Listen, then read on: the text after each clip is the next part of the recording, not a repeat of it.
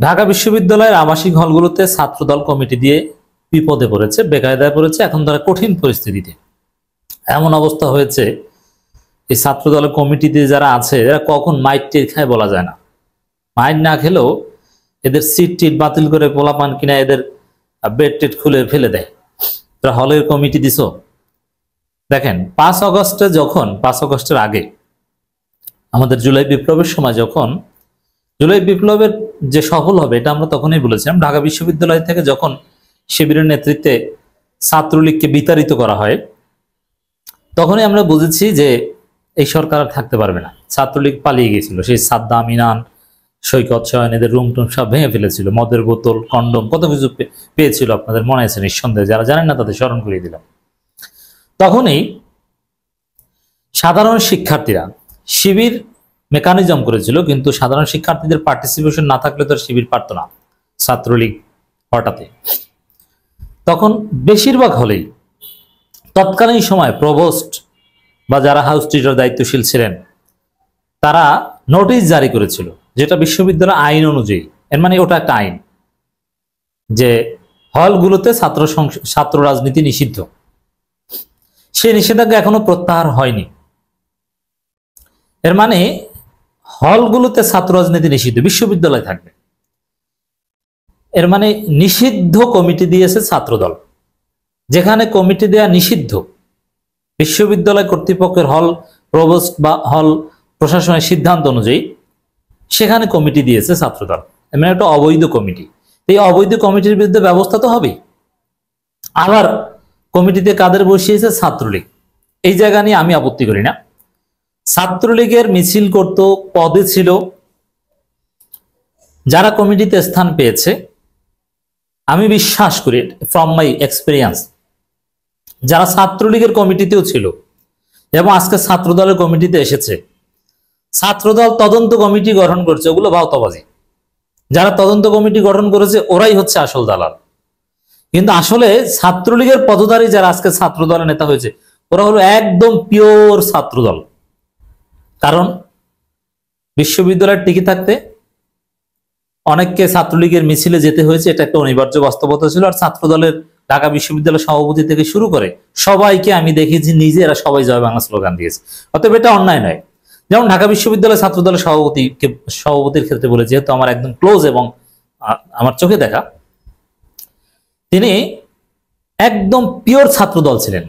BNP ছাত্রদলের জন্য নিবেদিত, প্রাণ ডেভোটেড, মনে প্রাণে বিএনপি ছাত্রদল করেন একদম ফার্স্ট ইয়ার থেকে, সেই 2010 সাল থেকে। কিন্তু তিনি বিশ্ববিদ্যালয়ে ক্লাস করতেন বা হলেও একটা সময় পর্যন্ত থাকতেন, বাধ্য হয়ে ছাত্রলীগের মিছিলে গিয়েছেন। এর মানে কি ঢাকা বিশ্ববিদ্যালয় ছাত্রদল সভাপতি সাহস, গণেশ চন্দ্র রায় সাহস, সে কি ছাত্রদল না? একদম পিওর বিএনপি, কোনো ভেজাল নাই। আমি জানি, আমি সার্টিফিকেট দিচ্ছি। অথচ বাধ্য হয়ে মিছিলে গেছে। এখন আজকে যারা ছাত্রলীগের পদধারী বা ছাত্রলীগের মিছিলের ছবি দিয়ে বলা হচ্ছে ছাত্রদলেরা, এদেরকে বহিষ্কার করতে হবে বা ইত্যাদি ইত্যাদি, না, এগুলো কোনো সমস্যা নেই। এরা আসলে পিওর ছাত্রদল। এরা মিছিলে গেলেও এরা আবার বিএনপির মিছিলেও যেত। হলে থাকতে বিশ্ববিদ্যালয়ের ছাত্রত্ব ধরে রাখতে এটা করতে হয়েছে। পদের ক্ষেত্রে এরকম। এখন পদ যারা পেয়েছে, এটা কি, সাপোজ বরিশাল বাড়ি, পদ একটা দিয়ে দিই। এখন তো আর না করতে পারে না যে ভাই পদ দিয়েন না। এরকম বাই চান্স পদ অনেককে দেওয়া হয়েছে। যেমন শিবিরের ঢাকা বিশ্ববিদ্যালয় সভাপতি ফরহাদকে সমাজ কল্যাণ ইনস্টিটিউটের একটা পোস্ট নাকি দেওয়া হয়েছিল। ফরহাদ জানেও না যে পোস্ট দিয়েছে। এরকম অনেক হয়। অতএব ছাত্রলীগের পদধারী ছিল, আজকে ছাত্রদল কমিটিতে কেন? এই প্রশ্ন অবান্তর, ফালতু প্রশ্ন। কোনো সমস্যা নেই, ওরা পিওর ছাত্রদল। কিন্তু সমস্যাটা হচ্ছে ছাত্রদল নিজেদের খোরা গড়তে পড়েছে। তারা এতদিন শিবিরকে গুপ্ত গুপ্ত বলতো, শিবিরের কারো পোস্ট পজিশন থাকলে তাকে ভিলিফাই করতো, তার বিরুদ্ধে মামলা দেওয়ার চেষ্টা, নানান কিছু। এখন ওরা নিজেরা গড়তে পড়েছে। আজকে যারা ছাত্রদল নেতা আগে ছাত্রলীগের পোস্টেড ছিল, যাদের নাম আমরা বলছি, এমনকি খালেদা জিয়াকে কটাক্ষ করেছেন এমন লোকও পোস্ট পেয়েছে, এটাও বাধ্য হয়ে করেছে। ছাত্রদল জানে যে যাদেরকে পোস্ট দিয়েছে ওরা আসলে অরিজিনাল ছাত্রদল, কিন্তু ওদের ছাত্রলীগ সম্পৃক্ততা এই বিষয়টা হয়তো বা জানা ছিল না বা গোপন করেছে। কিন্তু এদের রক্তে কোনো ভেজাল নেই। হোয়াট এভার, ছাত্র দলের কমিটিতে ছাত্রলীগ, এটা আমার কোনো আপত্তির জায়গা না। এরা ছাত্রলীগ না, এরা ছাত্রদল, বা বাধ্য হয়ে পোস্ট নিয়েছিল বা মিছিলে গিয়েছিল। আর মিছিলে গেলে পোস্ট অনেকেই দেয়।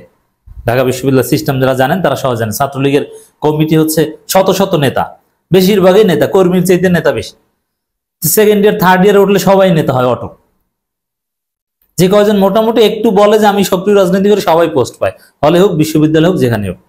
অতএব এটা কোনো অপরাধ নয়।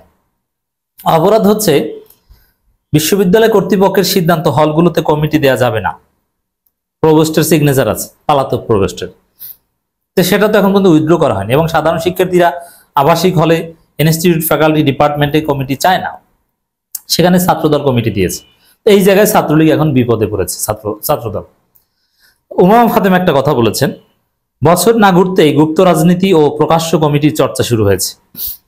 আজ রাতের মধ্যে ছাত্রদল কমিটি স্থগিত না হলে শিক্ষার্থীরা কঠোর পদক্ষেপ গ্রহণ করবে। উমামা ফাতেমা যেটা বলেছে এটা ঢাকা বিশ্ববিদ্যালয়ের বাস্তবতা।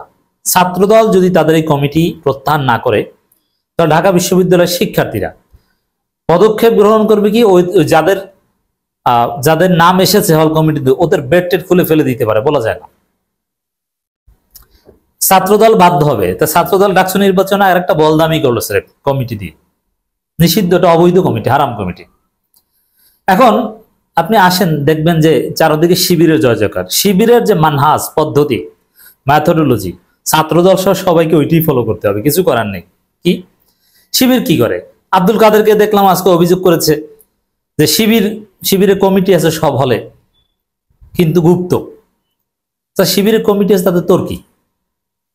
শিবির ওপেন না, এটি হচ্ছে যে শিবির আইন মানছে যে আচ্ছা শিবিরের কমিটি 100 বার থাকুক, তাতে তোর কি? তুই এরকম কমিটি গঠন কর, তোর নিষেধ করছে কে? যদি গোপন রাখতে চায় এটা তাদের অধিকার, এটা ওপেন করবে কেন? শিবির কি হলের মধ্যে কোনো নাশকতা করে, ককটেল ফুটায়, মিছিল করে, গেস্ট রুম করে? তো শিবির হলে কোনো রাজনীতি করে না, রাজনীতি বলতে যা বোঝায় এগুলো কিচ্ছু করে না। এখন গোপন কমিটি 100 থাকলে এটা জানারই তো তোর অধিকার নাই, তুই এত কথা বলস কেন? বুঝো, আইন বুঝো, প্রাইভেসি অ্যাক্ট বুঝো।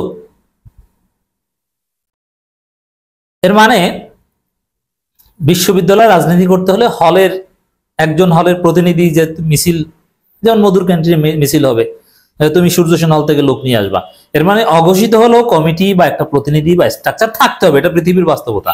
ফরহাদের একটা কথা নিয়ে অনেকে বারবার প্রশ্ন তুলছে, যে ফরহাদ বলেছিল একটা আলোচনায় যে আমাদের প্রতিনিধির কাছে আমরা পানির ফিল্টার, ফার্স্ট এইড বক্স পাঠিয়ে দিয়েছি।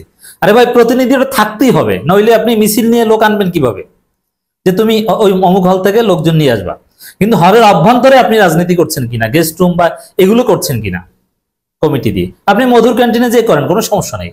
অপরাজয় বাংলা রাজু ভাস্কর্যের সামনে টিএসসিতে যে রাজনীতি করার কোনো সমস্যা, হলের ভিতরে কার্যক্রম চালানো যাবে না, সিট নিয়ন্ত্রণ, আধিপত্য বিস্তার, এই কাজগুলো করা যাবে না। যা মূল জায়গা হচ্ছে এইটা। কিন্তু বিশ্ববিদ্যালয়ের শিক্ষার্থীরা তো হলেই থাকবে, সেক্ষেত্রে শিবিরের যে সিস্টেম, যে আপনার প্রতিনিধি থাকতে পারে অথবা গোপন কমিটি থাকতে পারে, এটাই হচ্ছে চূড়ান্ত সিস্টেম। সব দল ঘুরে ফিরে শিবিরের ওই সিস্টেম ফলো করতে বাধ্য হবে, কিছু করার নাই। এটাকে আমি বলছি চারদিকে শিবিরের জয় জয়কার। তুমি শিবিরের জন্য গর্ত ঘুরে তুমি সেই গর্তে পড়েছো, আর শিবির যা করেছে বা শিবির যে সিস্টেমে চলছে, নাকানে চুবানি খেয়ে ওই সিস্টেম মানতে তুমি বাধ্য হবা, কিছু করার নেই।